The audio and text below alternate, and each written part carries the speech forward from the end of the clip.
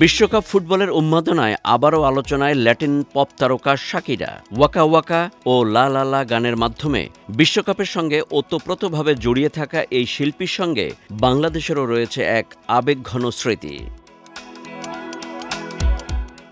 ২০০৭ সালে ঘূর্ণিঝড় সিডরের ভয়াবহ তাণ্ডবে বিপর্যস্ত হয়েছিল দেশের দক্ষিণাঞ্চল।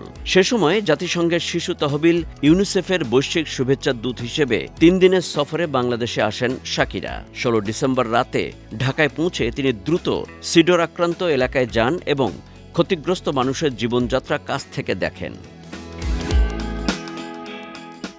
পটুয়াখালীর দুর্গত এলাকায় গিয়ে শিশু ও পরিবারগুলোর সঙ্গে সময় কাটান তিনি। বিশেষ করে ১১ বছর বয়সী নিপা নামের এক শিশুর সঙ্গে তার সাক্ষাৎ ছিল অত্যন্ত আবেগঘন। সিডরে মা বাবাকে হারানো নিপার মুখে একটি শোকের গান শুনে গভীরভাবে মর্মাহত হন শাকিরা। পরে তিনি জানান, গানটির অর্থ ছিল, মা তুমি যেখানেই থাকো আমাকে একটি চিঠি লিখো। সেই স্মৃতি তিনি কখনো ভুলতে পারবেন না। সিডরের ধ্বংসযজ্ঞ দেখে শাকিরা বলেছিলেন, পুরো গ্রাম নিশ্চিহ্ন হয়ে যেতে দেখা তাকে গভীরভাবে নাড়া দিয়েছিল। সন্তান হারানো মায়েদের মুখও তিনি কখনো ভুলবেন না বলে উল্লেখ করেন।